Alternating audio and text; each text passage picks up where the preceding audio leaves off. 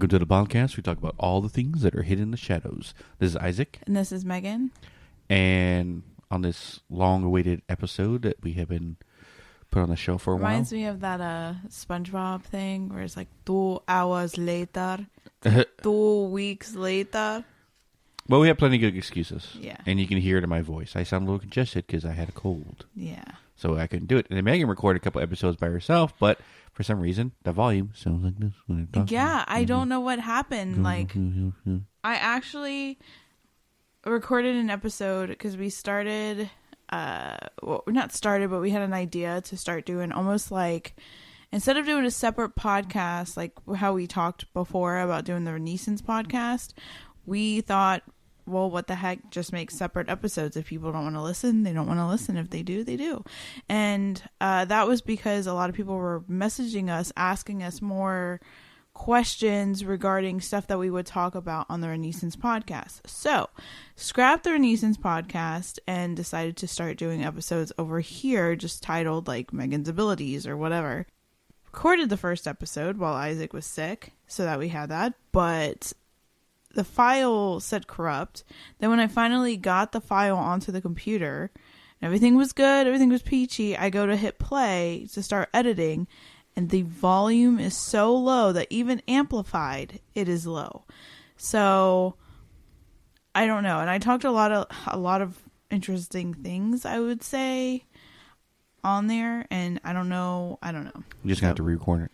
Yeah, I'm gonna have to re-record it. So. And we've done a few cases. Yes. So. We should have a haunted. I know we've been teasing about this. It's just everything has been kind of like hitting us all at once. A couple weekends ago, too, we went on a little mini road trip to watch AEW for Isaac's birthday. Collision! Yeah.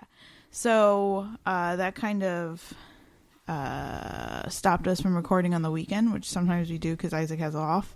So. Yeah, because it's 3 hours there and 3 hours back. We didn't get home till 2 in the morning. We tried, and when we actually do the Haunted Update episode for July and August, we'll talk more of some of the places that we went there. Because ironically, we went to a haunted spot that's known to be haunted, that has a really interesting backstory. There was some stuff there and some correlations and stuff like that. But it was so dang on hot, we decided to go to a museum. Who would have thunk Isaac actually had to pull at the museum? That makes you wonder about other museums. Yeah, right? Free. Well, and the cool thing about the Raleigh museums is that they're free. Yeah. So. Which we didn't have to pay for. Anyway, on to today's long-awaited episode.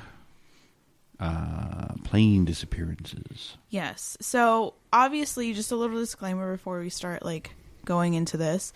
Because I know there's some people out there like, not all plane disappearances are paranormal. Why are they British? I don't know. I don't even know if that was British. I just went with an accent. Paranormal!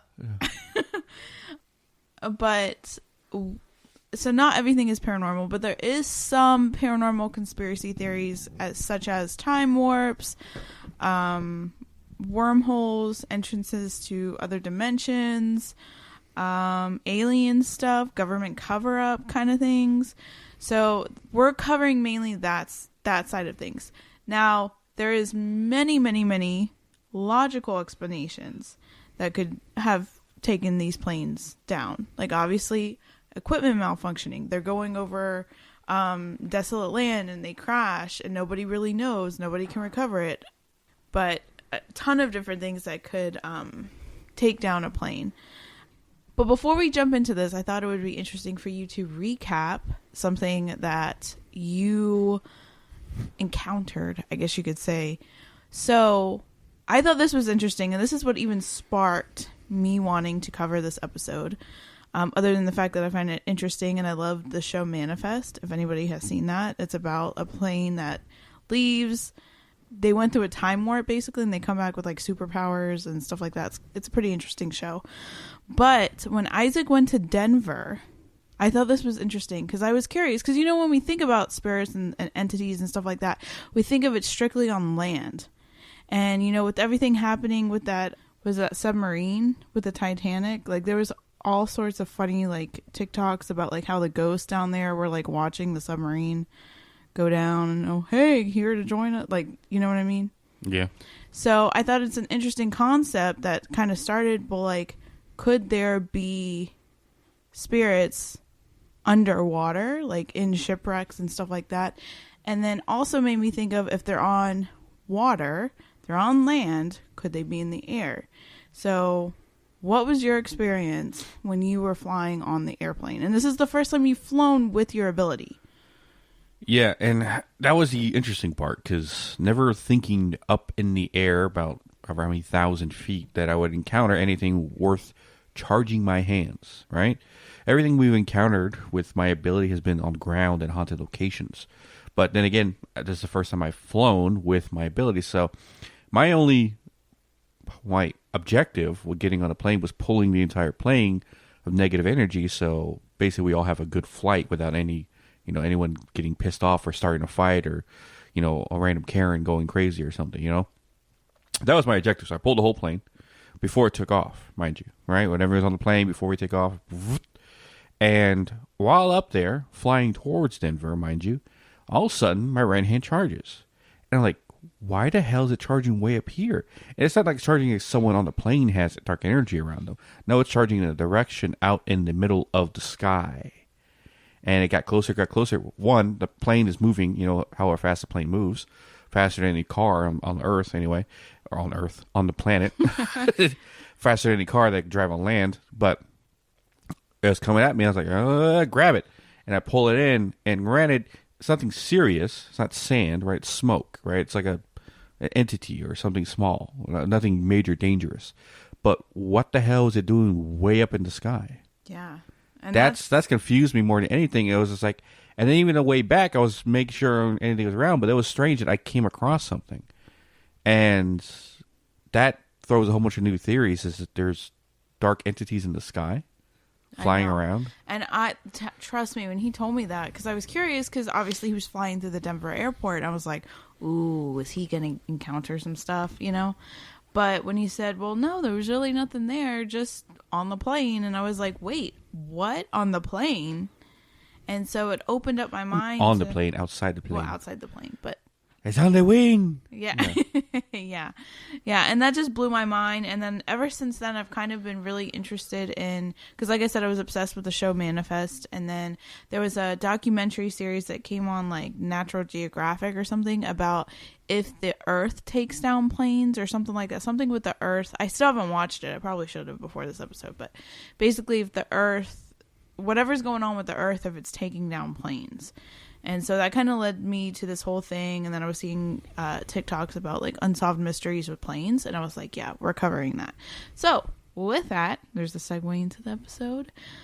When you talk about plane disappearances, there are pretty much some hot spots that a lot of plane, can even be ship disappearances, and depending on like what is actually in the triangles. Again, we're back circling around to a triangle because we just covered Bridgewater Triangle, and I find it interesting that all these places are in triangles. And this is one that we've covered before when we covered Scariest Things in the Ocean or something like that. Yeah. Something like that. Terror in the Ocean or something like that. We did have an episode very, very early on about this, and we didn't mention it. But, of course, plane disappearances, I have to start off with the Bermuda Triangle. The infamous Bermuda Triangle. Yes. Yeah. So, for those that don't know, the Bermuda Triangle covers an area of 500,000 miles. And also, I didn't know it was so damn close to us. Yeah. It's not that far. It starts off in Florida. So, when you think about it, that's a lot of ocean. It stretches roughly between Miami, Florida to the Bermuda Island and then to San Juan, Puerto Rico. Like most triangle locations, speculation as to where the actual triangle takes place. So there's some people that basically they argue kind of where it starts, where it's at. But basically between 500,000 miles to square miles to 1.5 million square miles. So it just kind of differentiates between who you're asking, kind of. With that being said, multiple ships and planes have gone missing over the years flying in that area. Officials and experts claim that the theories behind the hype of the Bermuda Triangle has been hyped up, and in this fact could be human error or weather-related instances that is causing these ships, the planes, to go down in the area or go missing in the area. Bermuda Triangle is not on like an official like danger area of like the government. Which I find I just had a thought. The first time I flew with my ability was when I went to Denver, but I never sailed with my ability. I never went on a ship That would be interesting. to find out what's out there. Then again, going on a ship would take a lot of bravery because I just got over my possible phobia of large bodies of water. So, not say we ever take a cruise, but it'd be interesting to see what I can get out there. That would be interesting to do like a paranormal cruise. Like, you know how they have like a bunch of paranormal investigators like on there, and you go on a cruise and you meet everybody, like podcasts are there, like paranormal podcasts, and then people can get on there and they do like nightly investigations. They stop off on islands. The only way that would actually, I mean, granted, the whole idea of, I wish there was more camaraderie amongst paranormal investigators. Yeah, but, that's very true. the only way that would work is if the ship that they all get on to do the cruise with is known to be haunted. Oh, right? That would be interesting, yeah. Then that's near impossible because majority of ships become too old, they get decommissioned, and they're always building new ones. So, I mean, but what if they like stopped at like specific parts in the ocean where there's like shipwrecks, or like you go to different islands, like you stop in Florida, you stop in, I don't know, like maybe the Bahamas. I don't even know. I mean, if you went up and down a coastline, we had famous haunted locations across the coastline. That could do some stuff like that. But I don't know why you're even talking about this right now. Okay, Get yeah. derailed. Sorry. Sorry. Someone's listening with like ideas like, "Ooh, yes, go, yes. I want to Yeah. take this. I'll make millions." Yeah. Yeah. So one of the most notarized and popular flights that went down or went missing, went missing in the Bermuda Triangle is Flight 19. And this is one of the greatest mysteries when it comes to aviation disappearances. So Flight 19 consisted of 5 U.S. Navy TMB Avenger torpedo bombers that vanished during a training mission. The fleet was led by Lieutenant Charles C. Taylor, who was an experienced flight instructor. The planes took off from Naval Air Force Base Fort Lauderdale, Florida, and were doing a routine navigation and bombing exercise that they called Navigation Problem Number 1. The exercise was supposed to last approximately 2 hours and covered a route that would take them east of Florida, over the Atlantic Ocean, and then back to base. However, shortly after takeoff, something wasn't right. Lieutenant Taylor reported his compasses were malfunctioning and he couldn't determine his location. The fleet began flying in various directions and Taylor became disoriented. Radio transmissions from Flight 19 indicated pilots were lost and running out of fuel. They tried to gain control and head back to base, but the planes were never heard from or seen again. When asked kind of the speculation as to what logically could have happened, it speculated that extreme weather conditions such as strong wind and heavy rains could have affected and caused disorientation and for them to lose their bearings. Another speculation is the malfunctioning of the compass because of the magnetic anomalies of the Bermuda Triangle. And then the most supernatural theory is that they fell victim to the supernatural that's occurred in the Bermuda Triangle or the extraterrestrial phenomenon. Now, this is the crazy thing, is that there was actually active claims of UFOs and weird sightings even dating back to Christopher Columbus times in the surrounding area. I didn't know that. So that was probably, out of everything, the most shocking thing that I read.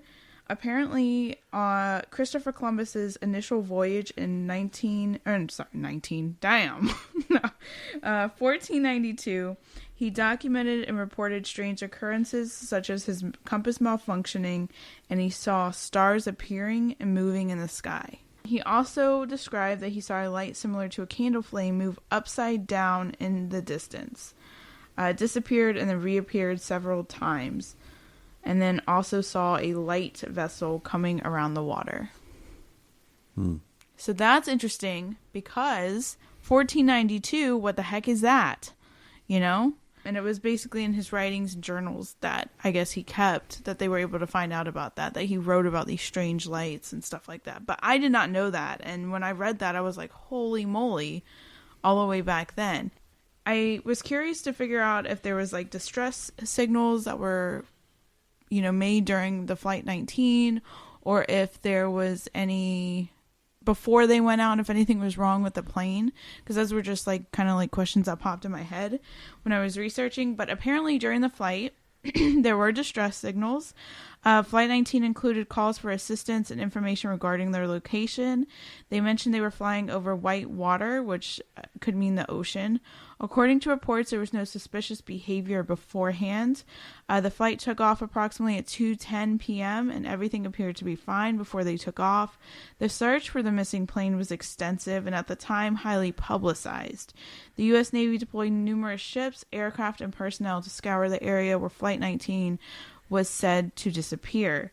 There was some radar data that played a crucial role in locating the flight's movements and providing info on its last known position. They knew where the flights took off and about kind of where it disappeared or where the disorientation happened. Flight 19 was detected around 2:45, approximately 120 miles east of Fort Lauderdale, but unfortunately back then satellite data was not a thing. And up to right now, there is no recovery of Flight 19. There is nothing, no debris, no, not body parts, but like no anything, of it. There was another plane that was never found that was around the Bermuda Triangle. It was a plane called the Douglas DC-3. The plane took off in 1946, December 5th. It was going from San Juan, Puerto Rico to Miami, Florida. The aircraft was operated by the American commercial airline company known as the Eastern Airlines. It departed around 2:31 p.m. from San Juan and was scheduled to arrive in Florida at 5:04 p.m., except it never reached its destination. It had 26 passengers and 3 crew members, but even after extensive searching, nothing was able to come up. It's a theory, a conspiracy theory about Amelia Earhart. Yeah. She disappeared through the Bermuda Triangle? Yeah, she disappeared through the Bermuda Triangle, but I think there was some TikToks or whatever that there was also speculation that her plane crashed on an island, a random island, and there was no help or something like that. It was like a desolate island. I saw a TikTok a long time about that. I hope I saw a TikTok a long time about that because I don't know why I have that information. Yeah. So... But the crazy thing about the Bermuda Triangle is that many pilots and crew members have witnessed and experienced crazy things while traveling, including the unexplained changes in instruments, malfunctioning radio equipment and radios, a lot of things that could lead to disorientation and difficulty in navigation. There's also been reports of aircraft disappearing from radar screens without any distress signals or communication. But like I said earlier, the Bermuda Triangle is not known as a danger zone, and when you talk about the Bermuda Triangle with officials, they basically suggest that there's no more missing planes or ships than any other spots around the world. Like everyone goes, "Ooh, the Bermuda Triangle," but it's just as much as any place else. I think World Mysteries or something, some type of show, whatever I was watching, talked about how there's a high magnetic field in that area, either a high concentrate of metals that create a high magnetic field, hence why it disrupts a lot of instruments when people fly through it. Yeah. Yeah. Like you said, one common thing that is described by those that have flown through the Bermuda Triangle is the presence of intense electromagnetic interference. Navigational systems and communication go out and cause confusion and accidents. Another common thing is the idea of sense of time, like it's just oriented or distorted. Some pilots have experienced time lapse or discrepancies in their flight, and that kind of plays into the role of a bigger theory about wormholes and portals amongst the Bermuda Triangle.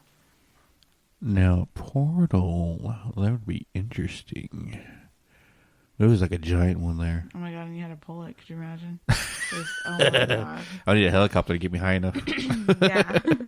So, like I said, some of the things that are talked about the Bermuda Triangle is electromagnetic interference, time distortion and disorientation, unusual weather patterns, magnetic anomalies. With the alien theories, it is speculated that the extraterrestrial beings are responsible for disappearances in the area. According to this theory, aliens use advanced technology to abduct ships and aircraft, causing them to vanish without a trace. And there's also some conspiracy theory that extraterrestrial beings have a hidden base or portal within the Bermuda Triangle, which they operate. Dun, dun, dun. Dun, dun, dun. Who knows, is that true or not? We don't know. There is a powerful current that runs through the Bermuda Triangle that could potentially cause the issues with ships. So that's more of issues with ships than it is planes. But there's also an idea that a huge methane fields have been known to make water dense under the ships, causing them to sink quickly. So that's a little bit of a theory as to why ships go down, but still nothing to do with planes. There's also another conspiracy theory that it's one of the resting places of the lost city of Atlantis. And then also Mariner's Trench is located within the Bermuda Triangle, one of the deepest trenches on Earth. Also, did you know, I did not know this either, the Bermuda Triangle is one of the 2 spots on Earth that point true north. Gosh. Slow down your words. True north versus mechanical Nerf versus mechanical north. The other place I don't know. I should have probably looked that up, but I thought that was interesting. You know, I feel like sometimes there's movies out there that I saw trailers for. I'll explain what it has to do with what you're talking about in a minute. That are from another multiverse, and I just moved over, and I don't remember, or they never were made, but I remember seeing a trailer for it. Anyway, point being, the trailer for a movie, found footage shot film about these explorers or archaeologists. There you go. What I was trying to say. They were finding the gates of hell, and supposedly there was 3. One in the ocean, Bermuda Triangle. One in the ocean, one in the desert, and one in Jerusalem, right? And they were finding the one that was in Jerusalem or something like that. And it looked intense, like there was a lot of crazy shit happening, and they're writing them. I don't know. And I've never saw the movie. I saw a trailer for it, but never saw the movie. Never heard about it ever again. But that reminded me like Bermuda Triangle, supposedly like there's a portal to hell or gate to hell or something. And that's why it's so strange. So, moving on from the Bermuda Triangle, I found this to be interesting because there seems to be a spot where planes go missing and ships go missing. You have the Bermuda Triangle kind of located in the lower, like, southeastern part of the United States. Then you have one in Alaska, right? Called the Alaskan Triangle, which we're going to cover soon because that is bizarre. Because not only do you have ships and planes, but you also have humans going missing. Now, it is rugged terrain, so that has, and harsh weather. Any rivers there? How are ships going missing? No, because they're going across, like, near.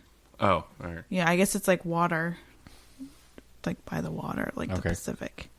Anyways, and then one in near Guam in the Pacific, like between Japan, Guam, and Guam. Yeah, which I find interesting.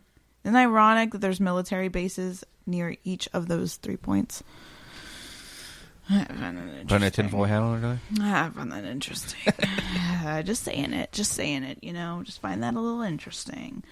But moving on to the Alaskan Triangle. So, like I said, complete opposite side of the Bermuda Triangle. This spot is located in the state of Alaska and the western part of the North Atlantic Ocean. Numerous aircrafts, ships, and even people have gone missing in this area. Important to note that it is extensive wilderness along this triangle, and the exact borders are not well defined like most of these triangles. It is believed it's stretched from the southeastern city of I'm gonna butcher this. I know this. Juneau to Barrow in the north and Anchorage in the west. There are several locations located within that are known for weird activities such as Denali National Park, the remote town of Nome, and the treacherous waters of the Gulf of Alaska. Like I said, we're going to probably cover an entire episode on the Alaskan Triangles covering those locations because there's some wild stuff. Like I started going down an entire different rabbit hole with that. But there, in addition to the aircraft disappearances, there's been numerous accounts of individuals going missing under mysterious circumstances. Hunters, hikers, outdoor enthusiasts who apparently vanished without a trace. Like I said, a lot of the disappearances, from humans to ships to airplanes, they like to blame it on harsh weather conditions, rugged terrain, the people anyways, encounters with dangerous wildlife such as bears and wolves. And a lot of people believe that it's like a 50-50. Like some people say, oh yeah, something supernatural is happening, and or even extraterrestrial explanations, and then others are like, it's natural, it's Alaska. So again, a lot of this area is speculation of portals or vortexes. One notable case in the disappearance of a private plane in the Alaska Triangle was a private plane called Cessna 310 in 1972. The aircraft was carrying U.S. House Majority Leader. My God, these words. Little. Majority Leader Hale Boggs and an Alaska Congressman, Nick Begich. Baggage aids. Oh my God, that's totally has me. It's almost like my good at reading notes. out loud. Oh my gosh. Baggage's aide, Russell Brown, and pilot Don Joltz. The plane vanished while flying from Anchorage to Juneau over the Chunguch Mountains. Despite extensive search efforts, no wreckage or bodies were ever found. And then there was also several other incidences, including missing planes in the Alaskan Triangle. In 2019, a float plane carrying 6 passengers disappeared near Ketchikan. The wreckage was eventually located underwater, but only 2 bodies were found. Missing planes, missing people, and everything else. And we will cover more on the Alaskan Triangle, but that's just an interesting kind of take to hear that, okay, there's another spot in Alaska up there that this is happening. But here's another place which I never heard of, which I found it interesting. Located in the Pacific Ocean, known as the Dragon's Triangle. This region is in the western Pacific Ocean, stretching from the coast of Japan to the Bonin Island and Guam. The Dragon's Triangle has gained notoriety due to numerous reports of mysterious disappearances of ships and aircraft over the year. Yeah, that was the plot line for Lara Croft Tomb Raider remake. Really? Yeah. Interesting. Yeah. Interesting. Anyone who's played the game knows what I'm talking about. Yeah. I don't. So I don't. So like I said, definitely unexplained phenomena and paranormal experiences in the Dragon's Triangle, just like in the Alaskan and in the Bermuda. There include instances where planes vanished without a trace, leaving no wreckage or evidence behind. Again, same as the Bermuda Triangle, there is those logical kind of theories as to what's going on, weather patterns, human error, that kind of thing, and then also people that are saying, there's strange lights that are happening there, time anomalies, and UFO encounters. And just for anybody kind of curious, I thought this was interesting. So according to Annex 13 of the International Civil Aviation Organization, an aircraft is considered to be missing when the official search has been terminated and the wreckage has not been located. So all of the planes that we are kind of talking about is technically when they're missing. So going on to some of the more missing planes that have been out there. So obviously one of the most known ones is the Malaysia Airlines Flight 370. Still one of the most perplexing mysteries to a lot of people. What happened on March 8th, 2014 was a Boeing 777-200ER aircraft was en route from Kuala Lumpur to Beijing with 239 people on board. It managed to vanish from radar screens less than an hour after takeoff. Extensive search operations occurred in the South China Sea and Indian Ocean, but no wreckage was found for several years. In July 2015, a piece of debris from the craft was found on Reunion Island, and it was the first tangible piece of evidence. But still, to this day, nothing more. That's the most, I'll say, famous plane disappearance, but the most recent one to my memory and stuff like that. Because even as a kid, I didn't remember anything about any planes missing. Yeah. But that was the first one in a long time. It's like, oh shit, they probably crashed on an island, and it was like, Lord of Flies after that. Yeah. Yeah. Damn. Another one that occurred, this one occurred a little bit more back in the day. March 16th, 1962, it went missing in the Pacific Ocean and had 107 occupants. The aircraft itself was a Lockheed L-1049H Super Constellation, and it was flying Tiger Line Flight 739. So this one's a little bit interesting. It was chartered by the United States military. Flight 739 had 93 U.S. Army soldiers, 3 South Vietnamese soldiers, and 11 crew members. The names of the people on the flight are not on the Vietnam Veterans Memorial in Washington, D.C., because the soldiers were not in a combat zone when they went missing. However, there is a memorial in Columbia Falls, Maine, that honors the missing passengers. The Vietnam War lasted for 2 decades, starting on November 1st, 1955, and concluding on April 30th, 1975. The traveling soldiers in the airplane were not visiting Vietnam to engage, in 1962, were not visiting Vietnam to engage in combat. They were basically there to relieve soldiers who were helping South Vietnamese forces trained to fight the enemy. So the airplane left Travis Air Force Base, California, to reach its destination in Saigon, Vietnam. They had 4 scheduled refueling stops along the way. It was supposed to be Honolulu, Wake Island, Guam, and the Philippines. So that means it would have probably went through the Dragon's Triangle. Yeah. Interesting. The plane did not get refueled in Honolulu or Wake Island because of delays, but it was able to make its way to Guam. Apparently, an hour and a half after departing from Guam, the pilot reported his coordinates at 1340 north, 140 east.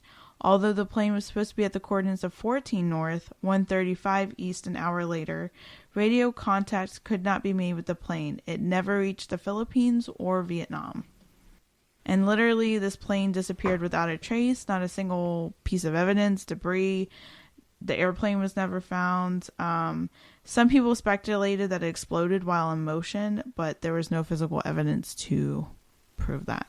But here's the thing, is I don't know, is like a lot of these pilots, you think the U.S. Army, the Navy, all of that are on these planes, or even the experience, like the one in Flight 19, he was an experienced plane pilot. He was an instructor. He would know of these spots, you know what I mean? So for these people to get so disoriented, for them not to understand, to even say logically crash or logically get disoriented is kind of interesting, because they're so, you know what I'm saying? I mean, they're trained pilots. I mean, they're sorry, I had a itch in my throat. They're trained pilots, and they're most likely not going to be trained on superstition. So whatever logically Earth anomalies. I don't know why I can't speak today. Anyway, Earth, anomalies coming out there that are causing their instruments to go haywire. Like, I don't know how to handle this, right? Especially people who've been flying for a long time. I can understand rookie pilots, but a pilot who's been doing it so long they can do it in their sleep, it's presented with something that, granted, they've either experienced before or at least been trained on, and don't know how to handle it. That's the stranger part. Yeah. And I was able to find this really awesome article. It was by popularmechanics.com that actually takes all of the theories, almost like the more logical theories, and kind of debunks it. So one of the first things that they said was the whole compass malfunctions. And that's a lot of what's behind like all of the triangles history as like happening. They say, first of all, it assumes that many experienced pilots were simply unaware of magnetic declination. Second, it can't explain the many, many boats and planes that pass through the area without having issues. Mm-hmm. That's the thing. And when I read that, I was like, whoa, they're making a point there. Another thing they took was the alien theory. They say that this is the thing, like, say if there is a portal or if there is UFOs, nobody has actually gone out there to debunk that, when you think about it, nobody has gone out there and tried to debunk the fact that, well, I mean, who really goes, let's go in the middle of the ocean, let's see if we can debunk these portals. I wouldn't be that one. Like, send me to the most haunted spot in like America or the world and I'll go, but like I don't know about going on the ocean trying to debunk a portal. But then I wonder, I've never tried this, so I don't know, if you remote view to an ocean, where would you land? You would land anywhere, you'd be floating above it. Oh, that's true. That's interesting. I'm gonna do that one day. Just to kind of see, because that's interesting, because I've thought about it. I never like remote viewed to an ocean before, so I wonder how that would work. Like I said, there hasn't been, you know, people go, oh, no aliens. But at the same time, there hasn't been research to prove or disprove that there's aliens out there. So you can't totally say that that's a bust, you know? So another thing that gets talked about and was talked about in the article was methane bubbles. So in 2016, a group of researchers, this is from the article, from the Arctic University of Norway announced that they had discovered massive half-mile craters at the bottom of the Barents Sea off the coast of Norway. The craters, they hypothesized, were caused by sudden explosives of deep underwater deposits of methane. Lots of conspiracy theories like to say that the phenomenon might just be responsible for shipwrecks in the Bermuda Triangle. However, just a few months later, the researchers themselves busted that bubble and said we are not making any links to the Bermuda Triangle, they said in a 2016 statement published by the Center for the Arctic Gas, Hydrate, Environment, and Climate, coalition of scientists that investigate Arctic marine geology. So basically, they said, yeah, we kind of figured this out, but I don't know, we don't think that's what's going on in the Bermuda Triangle. So I found that interesting. And then they took on the idea of wormholes. And in the article, it said that a pilot by the name of Bruce Jernan says it is. I didn't believe in time travel or teleportation until it happened to me. Jernan says the pilot alleged that a fog surrounded his craft and he leaped ahead 100 miles. Apparently, Jernan documented what happened and memorized every detail of the flight. He published a book about his experience in 2017, and that came from that article by the popularmechanics.com. So I thought that was interesting. This was an interesting concept, was water spouts. That's more of a natural thing. According to NASA, water spouts are spinning columns of moist air that form over warm water. Basically a tornado in the ocean. Water spouts can feature wind speeds up to 125 miles per hour. And because the Atlantic Ocean off the coast of Florida is one of the most active areas in the world for this severe weather phenomenon, some have poisoned that they could be responsible for Bermuda Triangle disasters. Still unproven, this theory might be the closest to the truth, as the United States Coast Guard and the National Oceanic and Atmospheric Administration have both stated that they had that any mishaps in the area were likely caused by bad weather and inexperienced navigators.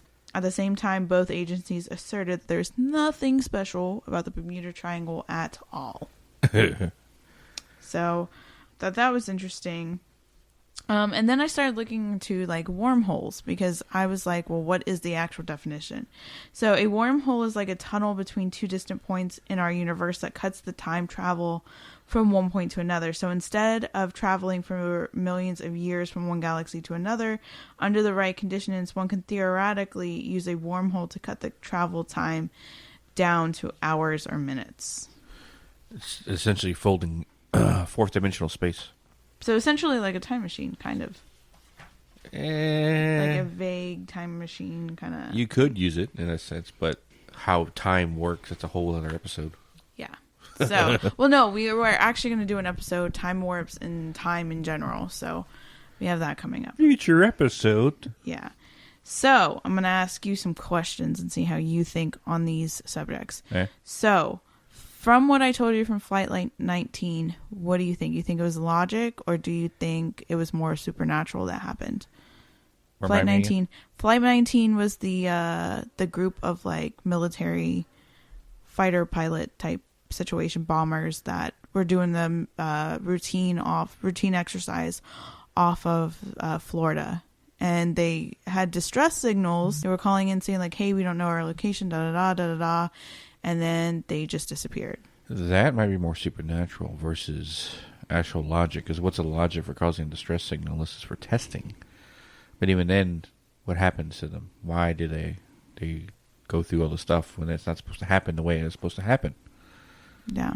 So there's something iffy about that. My whole theory about playing about now hearing everything about it, it's a possibility it has something to do with the Earth, right? Mm-hmm. If you want to go a logical route, let's go a logical route, and you say the Earth has natural anomalies that happen that fires almost like in an EMP volcano, right? A burst of EMP electricity or energy coming from deep in the Earth that fires out from certain locations, and certain locations on the Earth have a higher density of this, i.e., Bermuda Triangle, the Dragon Triangle, Alaskan Triangle, right?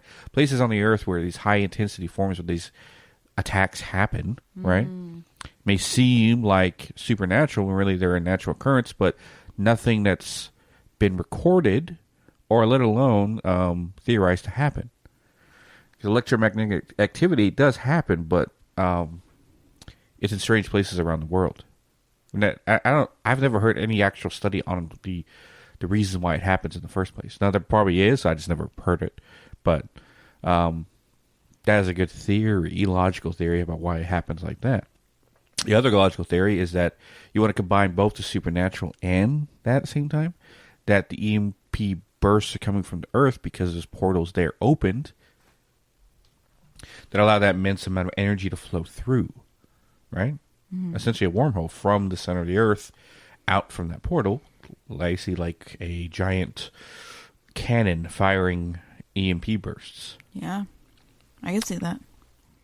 I don't know. Just a good theory. So, what is your opinion on the triangles? Do you find it weird that there's kind of like... I just said it. Well, yeah, but like, I don't know. I find it weird that they're strategically almost like placed. Strategic place. It doesn't make sense where they are. Granted, two are basically in the ocean and one is majority on land. Now, what makes it even stranger is the fact that there's military bases near each of these. I'm telling you. But logically, it's also good training places for the military. Yeah, that is true. That is true. And also, especially military bases are always going to be on a coastline because of attacks. True. But Alaska specifically for Russian attacks. And also the training, the terrain is good training. But that could be the cover story. You want to go full conspiracy. There's entryways to alien dimensions, and they're keeping guard for those certain places. Well, that's the thing. Do you think aliens are involved? I don't know. I'm still on the fence about aliens and the idea of what we think they are versus what our experience of what they are. Mm-hmm. And I'll probably go more in that in a future aliens episode or even our next content update.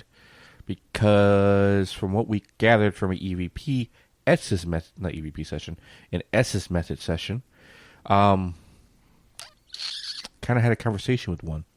Oh yeah, that was... Now I just put people more in their seats to hear that haunted update. Yeah. I can't explain what I saw that night either.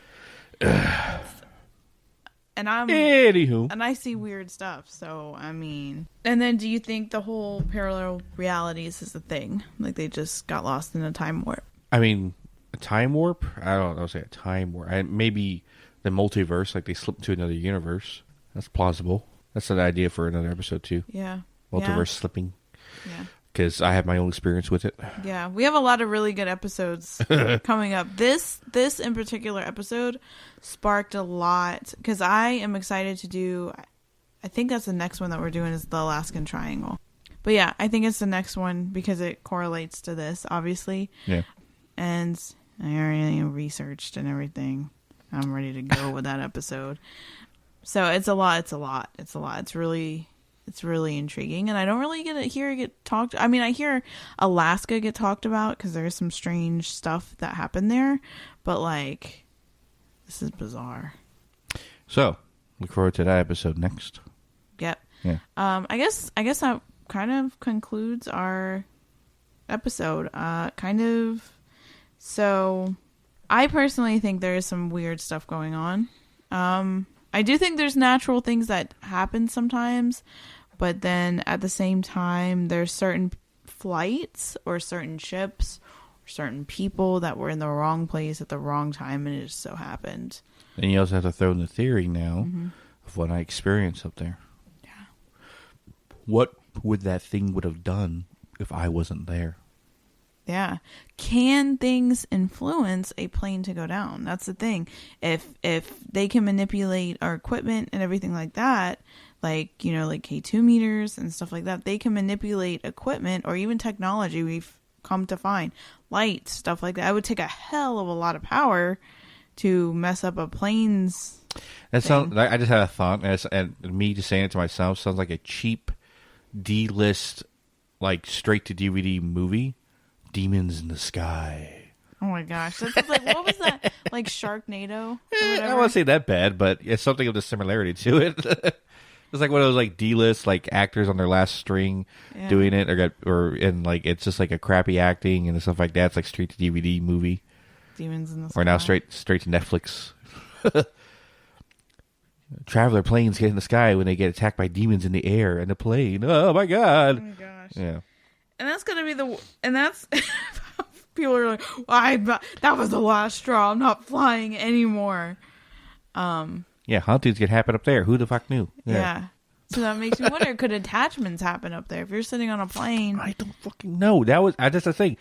And until I did that, I didn't realize that they could be up there.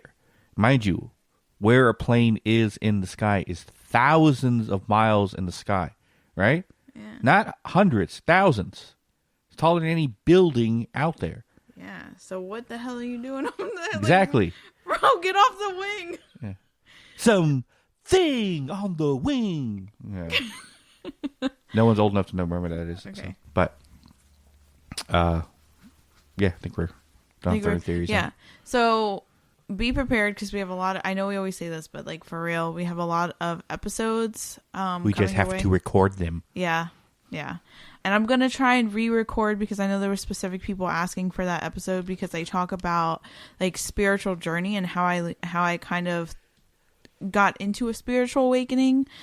People that have abilities, how I kind of like embraced my abilities. So it was like all that wrapped into one because you can have a spiritual awakening and not have abilities. I hope people know that out there. And that's the main conversation that I had when I was on there. So I'm going to see if I can salvage the episode some way and put it out because obviously I don't want it where you guys have to put your volume at like 95 to hear it. You're like, shh, and make your spiritual awakening. Yeah, no. And if I have to re-record it, that's fine. I can do that. Yeah. But as always, you can catch our social medias at Hidden in the Shadows Podcast on Instagram, Hidden in the Shaw 6 on X, not Twitter anymore. Oh, yeah. You just threw me off with that. I was like, wait, X? Yeah. Hidden in the Shadows Pod 2. You always Hidden get Shadows Pod. thumbs down. What is it? It's Hidden in the Shadows Podcast 2. So Hidden in the Shadows Podcast 2. Hidden in the Shadows Podcast 2. All right. On TikTok. Our links to all our social media, always listen to us at hiddentheshadowspodcast.com. And as always, we'll catch your weirdos in the next one. Yup.